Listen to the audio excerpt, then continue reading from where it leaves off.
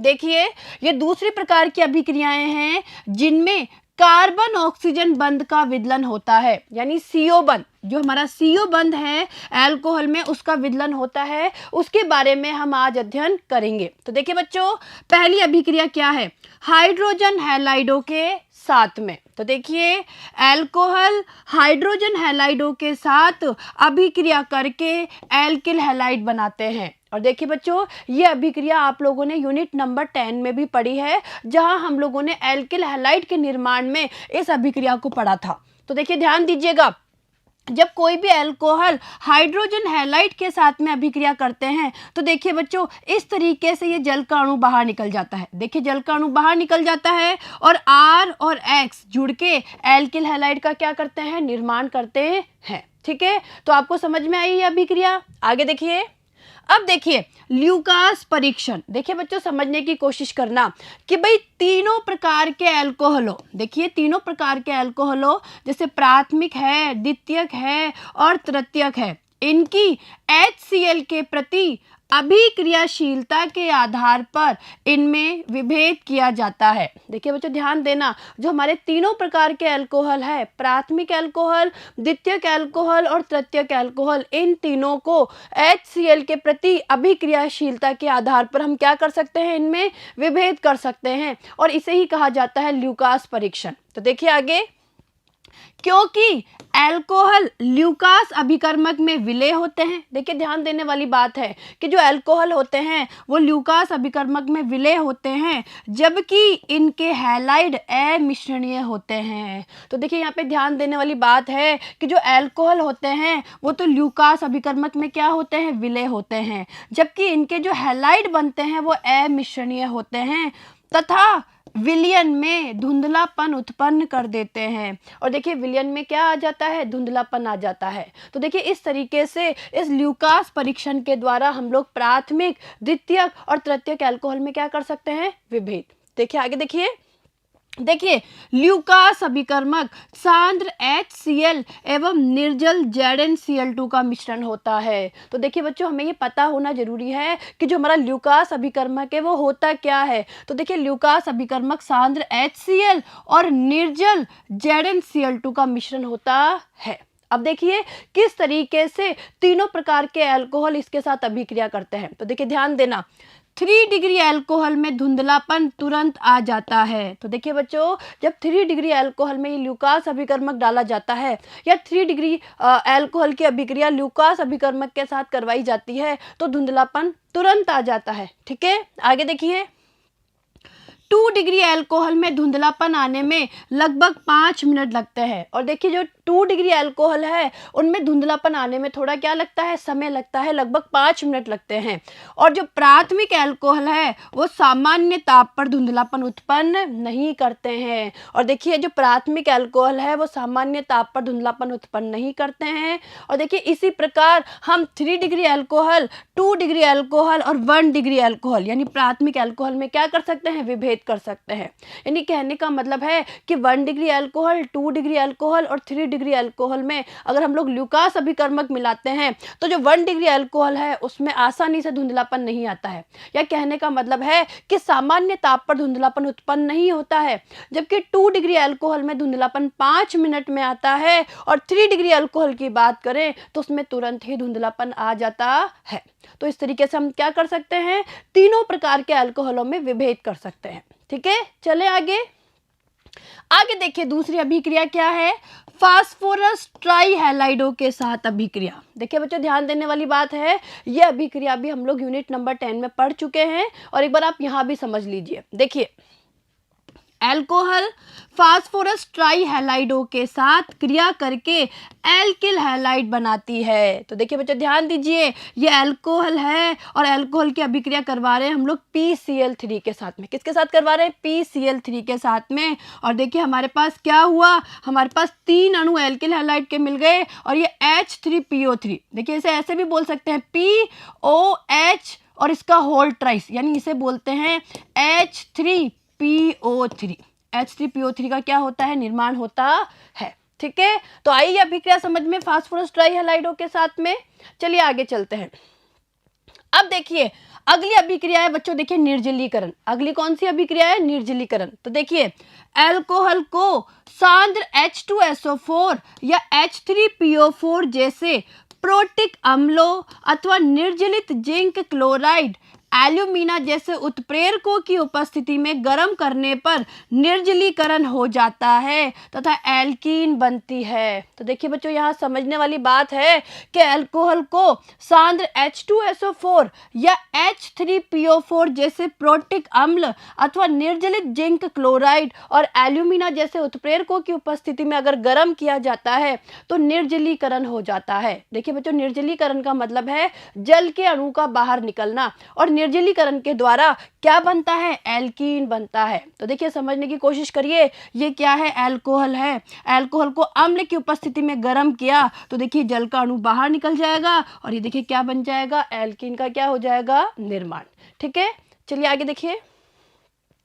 443 kelvin ताप पर सांद्र H2SO4 के साथ गर्म करने पर एथेनॉल का निर्जलीकरण हो जाता है। अब देखिए, अगर हम लोग एथेनॉल की बात करें, इसके निर्जलीकरण की बात करें, तो सांद्र H2SO4 के साथ 443 केल्विन ताप पर अगर इसे गर्म किया जाता है तभी क्या होता है? एल्कीन का निर्माण होता है। तो देखिए एथेनॉल से क्या बन गया? एथीन। देखिए बच्चों, ये एथेनॉल है और ये बन गई एथीन, और ये जल का अणु क्या निकल गया? बाहर निकल गया। ठीक है, देखिए इसको ऐसे समझिए। देखिए C2H5OH है। ठीक है, मैं इसे इस तरीके से लिख सकती हूँ CH3CH2OH। भाई इसे मैं खोल के इस तरीके से लिख सकती हूँ, और इसे भी मैं ऐसे लिख सकती हूँ CHH, यहाँ भी H, और इससे ये H, ये H, और इधर OH। ठीक है, ध्यान से देखिए। अब देखिए इसे H2SO4 की उपस्थिति में, देखिए H2SO4 की उपस्थिति में 443 केल्विन ताप पे गर्म करेंगे तो ये जल का अणु क्या हो जाएगा? बाहर हो गया। ठीक है, अब देखिए ये दोनों बॉन्ड टूट गए तो यहाँ पाई बॉन्ड का निर्माण हो जाएगा, और इस तरीके से देखिए हमारी क्या बन गई? एथीन। क्या बन गई? एथीन का क्या हो गया? निर्माण। तो हमने क्या देखा कि भाई जब भी अल्कोहलों को अम्ल की उपस्थिति में गर्म किया जाता है जल का अणु बाहर निकल जाता है, यानी उनका निर्जलीकरण हो जाता है और हमारे एल्कीन का क्या होता है? निर्माण। तो देखिए एथेनॉल से बन गई एथीन। ठीक है, और साथ में जल का अणु बाहर निकल रहा है। चलिए आगे चलते हैं। अल्कोहलों के निर्जलीकरण का क्रम। तो देखिए बच्चों, ध्यान दीजिएगा कि अल्कोहलों के निर्जलीकरण का क्रम क्या होता है? सबसे ज्यादा निर्जलीकरण होता है 3 डिग्री अल्कोहल का, यानी 3 डिग्री अल्कोहल निर्जलीकरण की अभिक्रिया सबसे पहले देते हैं, फिर 2 डिग्री अल्कोहल और फिर 1 डिग्री अल्कोहल। तो देखिए ये इनके निर्जलीकरण का क्या हो गया? क्रम हो गया। ठीक है, चलिए आगे देखिए। अब देखिए द्वितीयक तथा तृतीयक अल्कोहलों का निर्जलीकरण अपेक्षाकृत मध्यम परिस्थितियों में ही हो जाता है। तो देखिए बच्चों, ध्यान देने वाली बात है कि अगर हम लोग द्वितीयक और तृतीयक अल्कोहल की बात करें तो इनका जो निर्जलीकरण होता है वो मध्यम परिस्थितियों में हो जाता है। तो देखिए समझने की कोशिश करिए। देखिए बच्चों, ये क्या है? ये हमारा कोई 2 डिग्री अल्कोहल है। भाई जो OH है वो 2 डिग्री कार्बन से जुड़ा हुआ है, तो ये कोई 2 डिग्री अल्कोहल है। 2 डिग्री अल्कोहल बोल दो, या हम बोल सकते हैं कि हमारा क्या है? द्वितीयक अल्कोहल है। क्या है? द्वितीयक अल्कोहल है। अब देखिए द्वितीयक अल्कोहल की अभिक्रिया 85% H3PO4 के साथ 440 केल्विन ताप पर हम लोग करवा रहे हैं, और ये देखिए जल का अणु बाहर निकल गया और ये क्या बन गई? हमारी एल्कीन बन गई। एल्कीन बन गई यानी कहने का मतलब है ये बन गई हमारी 1 प्रोपीन, या बोल सकते हैं प्रोपीन। क्या बन गई? प्रोपीन का निर्माण हो गया। तो आपने क्या देखा कि अभिक्रिया 440 केल्विन पे हो रही है। लेकिन अगर हम बात करें तृतीयक अल्कोहल की, देखिए तृतीयक अल्कोहल है 3 डिग्री अल्कोहल या तृतीयक अल्कोहल। ठीक है, अब देखिए तृतीयक अल्कोहल की जब हम अभिक्रिया करवाते हैं या निर्जलीकरण करवाते हैं तो देखिए यहाँ पे 20% ही H3PO4 काम में लेना पड़ता है, और ताप देखिए 358 केल्विन ताप पर, यानी ये अभिक्रिया 358 केल्विन ताप पे हो जाती है। और देखिए यहाँ से OH, इस कार्बन से OH और इस एक कार्बन से H बाहर निकल जाता है, यानी जल का अणु बाहर निकल जाता है, और ये हमारे क्या बन गई? हमारी एल्कीन का क्या हो गया? निर्माण। तो हमने क्या देखा कि द्वितीयक और तृतीयक अल्कोहल के लिए जो निर्जलीकरण के लिए परिस्थितियां लगाई जाती है वो अपेक्षाकृत क्या होती है? मध्यम परिस्थितियां होती है। ठीक है, चलें आगे। चलिए अब इसकी क्रियाविधि समझने की कोशिश करिए। देखिए बच्चों, निर्जलीकरण की क्रियाविधि समझने की कोशिश कीजिए और ये क्रियाविधि एग्जाम में भी पूछ ली जाती है। तो देखिए ध्यान से देखिएगा। देखिए, निर्जलीकरण अभिक्रिया 3 पदों में संपन्न होती है। तो देखिए बच्चों, ध्यान देने वाली बात है कि जो निर्जलीकरण की अभिक्रिया होती है वो 3 स्टेप्स में होती है। देखिए, पहला स्टेप क्या है? प्रोटोनित अल्कोहल का बनना। देखिए बच्चों, पहला स्टेप है, अच्छे से इसे समझने की कोशिश करना। पहले स्टेप में क्या होता है? प्रोटोनित अल्कोहल का बनना, यानी प्रोटोनित अल्कोहल का निर्माण होता है। यानी कहने का मतलब है कि अल्कोहल की अभिक्रिया जब हम अम्ल की उपस्थिति में करवाते हैं तो सबसे पहले जो H+ आयन है, अम्ल का जो H+ आयन है, वो अल्कोहल के जो ऑक्सीजन है, यानी अल्कोहल में जो OH समूह का जो ऑक्सीजन है उससे जुड़कर प्रोटोनित अल्कोहल का निर्माण करता है। तो देखिए यहाँ पे देखिए बच्चों, देखिए ये हमारे पास कोई अल्कोहल है, ठीक है। कौन सा अल्कोहल है? प्रोपेन 2-ऑल, ठीक है, प्रोपेन 2-ऑल है। अब देखिए, प्रोपेन 2-ऑल की अभिक्रिया हम लोग H+ यानी अम्ल की उपस्थिति में करवा रहे हैं। तो देखिए बच्चों, ये अभिक्रिया तीव्र गति से होती है और उत्क्रमणीय अभिक्रिया होती है। और देखिए क्या होता है, समझने की कोशिश करना। अगर अल्कोहल की हम लोग बात करें तो हमें पता है कि ऑक्सीजन के पास में 2 युग्म क्या है? एकांकी इलेक्ट्रॉन युग्म है। एक ये एकांकी इलेक्ट्रॉन युग्म है और एक ये एकांकी इलेक्ट्रॉन युग्म है, ठीक है, अल्कोहल में। और जब H+ के साथ अभिक्रिया करवा रहे हैं तो देखिए जो H+ है वो इस पे क्या कर देगा? जुड़ जाएगा, ठीक है, ऑक्सीजन पे आके जुड़ जाएगा। लीजिए भाई, ऑक्सीजन पे आके H जुड़ गया, तो जैसे ही H+ के रूप में यहाँ जुड़ा, अब ऑक्सीजन पे क्या आ गया? प्लस आवेश आ गया। देखिए ऑक्सीजन पे प्लस आवेश आ गया, ठीक है। और देखिए इस तरीके से क्या हुआ? प्रोटोनित अल्कोहल का निर्माण हुआ। यानी कहने का मतलब है H+ इस ऑक्सीजन से जुड़ गया, ऑक्सीजन पे प्लस आवेश आ गया और प्रोटोनित अल्कोहल का निर्माण हो गया, और ये पहला स्टेप होता है। और देखिए इसे और क्या कहते हैं? Ethyl oxonium ion. इसे और क्या कहा जाता है? एथिल ऑक्सोनियम आयन कहा जाता है, ठीक है। तो ये जो पहला स्टेप है प्रोटोनित अल्कोहल का बनना, ये आपको अच्छे से समझ में आया होगा। तो चलिए दूसरे स्टेप की तरफ चलिए।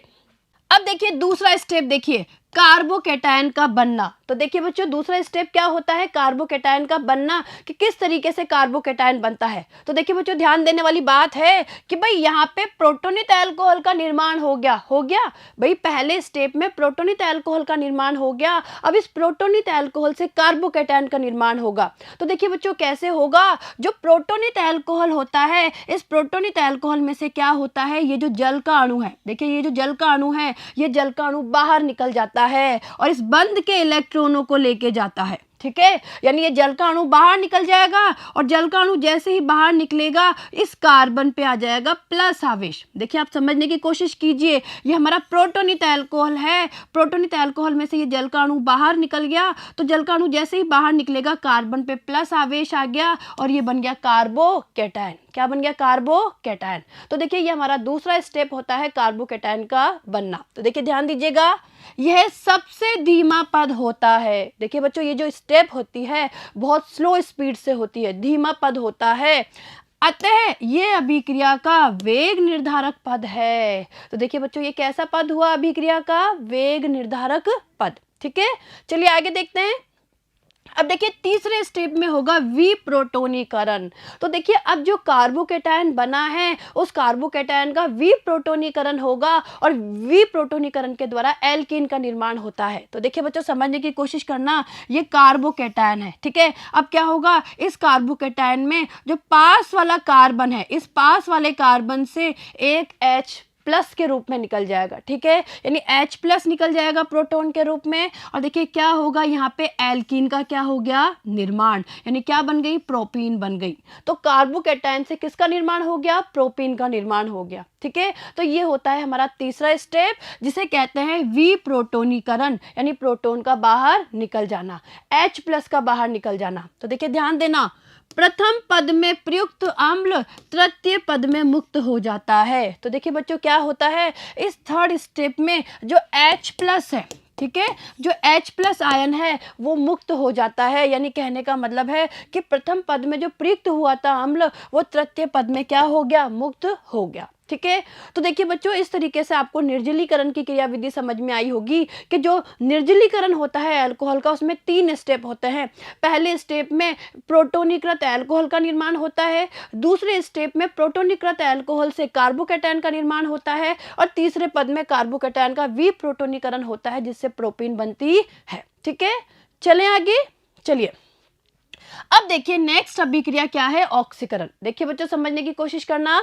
अगली अभिक्रिया है हमारी ऑक्सीकरण। तो देखिए अल्कोहलों के ऑक्सीकरण में OH एवं CH बंध का विदलन होता है। देखिए बच्चों, ध्यान देने वाली बात है कि अल्कोहलों का जब ऑक्सीकरण होता है तो एक तो OH बंध टूटता है, एक CH बंध टूटता है, यानी OH और CH बंध का विदलन होता है तथा कार्बन ऑक्सीजन द्विबंध बनता है, यानी कार्बन और ऑक्सीजन के बीच में द्विबंध का निर्माण होता है। तो देखिए आप लोग समझिए, ये अल्कोहल है, ठीक है। अल्कोहल में एक तो ये CH बंध टूटता है ऑक्सीकरण के दौरान, और एक ये OH बंध टूटता है, यानी इन दोनों बंधों का, जो आपको एरो से दिखाया गया है, इन दोनों बंधों का विदलन होता है, और इसके द्वारा क्या होता है, कार्बन और ऑक्सीजन के बीच में द्विबंध का क्या होता है, निर्माण होता है। तो ये होता है अल्कोहलों का ऑक्सीकरण।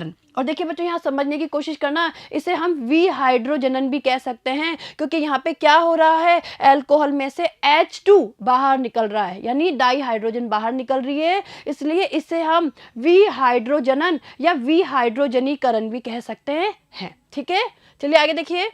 अब देखिए प्रबल ऑक्सीकरण कर्मक जैसे केमेनोफोर या K2Cr2O7 द्वारा अल्कोहलों का ऑक्सीकरण करवाने पर पहले एल्डिहाइड या कीटोन बनते हैं जो कार्बोक्सिलिक अम्ल में ऑक्सीकृत हो जाते हैं। तो देखिए बच्चों, समझने की कोशिश करना कि जैसे केमेनोफोर और K2Cr2O7 जैसे ऑक्सीकारकों के द्वारा अगर अल्कोहलों का ऑक्सीकरण करवाया जाता है तो देखिए अल्कोहल पहले तो बदलते हैं एल्डिहाइड या कीटोन में। किसमें बदलते हैं, एल्डिहाइड या कीटोन में, और बाद में ये कार्बोक्सिलिक अम्ल का क्या करते हैं, निर्माण करते हैं। यानी सबसे पहले अल्कोहल से बनते हैं एल्डिहाइड या कीटोन, और फिर एल्डिहाइड और कीटोन बदल जाते हैं कार्बोक्सिलिक अम्ल में। यानी ये होता है जब अल्कोहलों का प्रबल ऑक्सीकारकों के द्वारा हम लोग ऑक्सीकरण करवाते हैं। तो देखिए यहाँ पे अभिक्रिया देखिए, ये क्या है, अल्कोहल है, अल्कोहल का हम लोग ऑक्सीकरण करवा रहे हैं, तो लीजिए भाई एल्डिहाइड बन गया, और एल्डिहाइड बदल गया किसमें, कार्बोक्सिलिक अम्ल में। ठीक है, चलिए आगे देखिए। अल्कोहलों के ऑक्सीकरण से केवल एल्डिहाइड प्राप्त करने के लिए CrO3, ठीक है, CrO3 का निर्जल माध्यम में उपयोग किया जाता है। तो देखिए बच्चों, ध्यान देना, यह है क्रोमियम ट्राइऑक्साइड। क्या है ये, क्रोमियम ट्राइऑक्साइड। तो देखिए जब अल्कोहलों के ऑक्सीकरण से केवल हमें एल्डिहाइड प्राप्त करना है, ठीक है, यानी हमें कार्बोक्सिलिक अम्ल नहीं चाहिए, केवल अल्कोहलों के ऑक्सीकरण से हमें एल्डिहाइड बनाना है, तो हम इस CrO3 का निर्जल माध्यम में उपयोग करते हैं। तो देखिए ये हमारा क्या हो गया, अल्कोहल हो गया। CrO3 की उपस्थिति में जब हम ऑक्सीकरण करवाते हैं तो देखिए हमें क्या प्राप्त हो गया, एल्डिहाइड प्राप्त हो गया। तो देखिए अल्कोहल से बन गया एल्डिहाइड। आगे देखिए, प्राथमिक अल्कोहलों के ऑक्सीकरण से एल्डिहाइड की अच्छी लब्धि प्राप्त करने के लिए पिरीडीनियम क्लोरोक्रोमेट यानी PCC का उपयोग किया जाता है। तो देखिए बच्चों, अगर प्राथमिक अल्कोहलों के ऑक्सीकरण से हमें एल्डिहाइड की अच्छी लब्धि चाहिए, यानी अच्छी मात्रा चाहिए, तो हम क्या काम में लेते हैं, हम लोग पिरीडीनियम क्लोरोक्रोमेट को काम में लेते हैं, जिसे PCC भी कहा जाता है। और देखिए यह इसके लिए सर्वोत्तम अभिकर्मक होता है। और देखिए इसके लिए ये क्या होता है, सर्वोत्तम अभिकर्मक। तो देखिए बच्चों, एक बार PCC की संरचना देख लीजिए। देखिए PCC होता है पिरीडीनियम क्लोरोक्रोमेट। तो देखिए ये होती है संरचना हमारी, ये पिरीडीनियम, ठीक है, पिरीडीनियम क्लोरोक्रोमेट, ये क्रोमियम है, डबल बॉन्ड O, ये O पे माइनस, और इससे जुड़ा हुआ होता है Cl, ठीक है। तो देखिए बच्चों, इसे कहा जाता है, इस यौगिक को कहा जाता है PCC यानी पिरीडीनियम क्लोरोक्रोमेट। चलें आगे। PCC क्रोमियम ट्राइऑक्साइड का पिरीडीन व HCl के साथ संकुल होता है। तो देखिए अब आपको और समझ में आ गई होगी ये संरचना। भाई PCC होता क्या है, क्रोमियम ट्राइऑक्साइड। देखिए क्रोमियम ट्राइऑक्साइड का पिरीडीन व HCl के साथ संकुल होता है। तो देखिए इस प्रकार से ये संकुल होता है पिरीडीनियम क्लोरोक्रोमेट।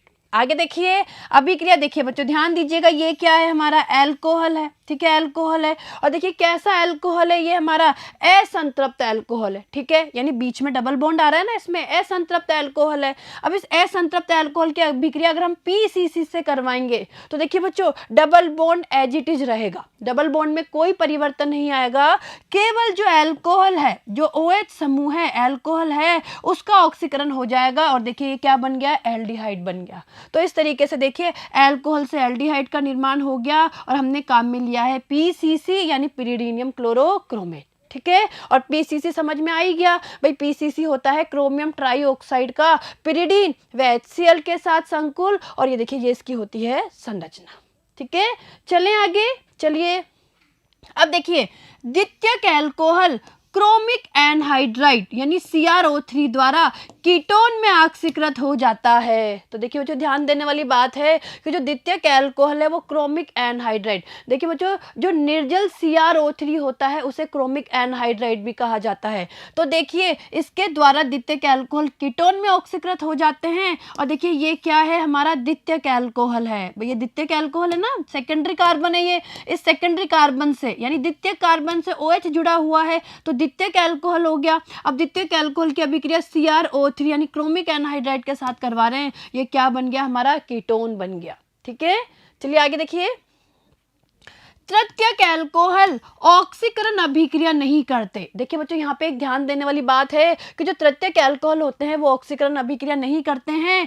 प्रबल अभिक्रिया परिस्थितियों जैसे प्रबल ऑक्सीकारक केमिनोफोर एवं उच्च ताप पर विभिन्न कार्बन कार्बन बंध का विदलन होता है जिससे कार्बोक्सिलिक अम्लों का मिश्रण प्राप्त होता है जिनमें कार्बन परमाणुओं की संख्या कम होती है। तो देखिए यहाँ पे ध्यान देने वाली बात है कि प्रबल अभिक्रिया परिस्थितियों यानी प्रबल ऑक्सीकारक जैसे केमिनोफोर एवं उच्च ताप की उपस्थिति में ही हमारे तृतीयक एल्कोहल का ऑक्सीकरण होता है। और देखिए इसमें क्या होता है, कार्बन कार्बन बंध का विदलन होता है और जो कार्बन कार्बन बंध का जो विदलन होता है उसमें क्या होता है, कार्बोक्सिलिक अम्लों का मिश्रण प्राप्त होता है जिनमें कार्बन परमाणुओं की संख्या क्या होती है, कम होती है, ठीक है।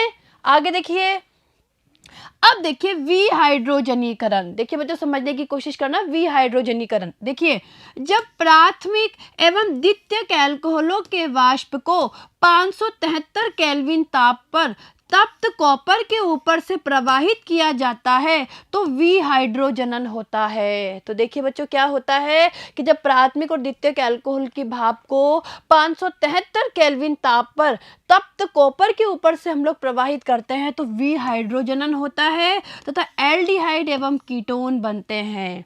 तो देखिए इनकी अभिक्रिया समझने की कोशिश करिए, ये एल्कोहल है और देखिए 573 केल्विन ताप पर तप्त कॉपर के ऊपर से अगर इसे प्रवाहित करते हैं तो ये क्या बन गया, एल्डिहाइड। तो देखिए यहाँ पे क्या हुआ, प्राथमिक एल्कोहल से बन गया एल्डिहाइड और जब यही अभिक्रिया हमने द्वितीयक एल्कोहल के साथ करवाई यानी द्वितीयक एल्कोहल की अभिक्रिया हमने 573 केल्विन ताप पर तप्त कॉपर के साथ करवाई यानी इसको तप्त कॉपर के ऊपर से प्रवाहित किया तो हमारे कीटोन का क्या हो गया, निर्माण। तो आपने क्या देखा कि प्राथमिक एल्कोहल तो बनाते हैं एल्डिहाइड और द्वितीयक एल्कोहल बनाते हैं कीटोन, ठीक है। आगे देखिए अब देखिए तृतीयक एल्कोहल का विहाइड्रोजनन नहीं होता है। देखिए बच्चों जो तृतीयक एल्कोहल होते हैं यानी 3 डिग्री एल्कोहल होते हैं उनका विहाइड्रोजनन नहीं होता, उनका होता है निर्जलीकरण। क्या होता है, निर्जलीकरण। यानी तृतीयक एल्कोहल को, ये तृतीयक एल्कोहल है 573 केल्विन ताप पर तप्त कॉपर के ऊपर से प्रवाहित किया जाता है तो देखिए यहाँ पे विहाइड्रोजनन नहीं होगा, यहाँ निर्जलीकरण होगा यानी यहाँ से तो OH और एक कार्बन से, इन तीनों में से किसी भी एक कार्बन से H बाहर निकल जाएगा यानी जल का अणु बाहर निकल जाएगा और ये देखिए हमारे एल्कीन का क्या हो गया, निर्माण। यानी कहने का मतलब है कि जो तृतीयक एल्कोहल है उनका विहाइड्रोजनन नहीं होता है, उनका क्या होता है, निर्जलीकरण होता है यानी उनमें से जल का अणु बाहर निकल जाता है, ठीक है। आया समझ में।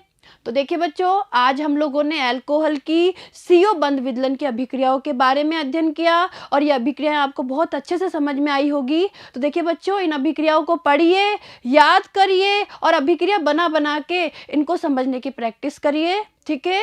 अब आगे आने वाले वीडियो में हम फिनोलों की अभिक्रियाओं के बारे में अध्ययन करेंगे। ठीक है, धन्यवाद।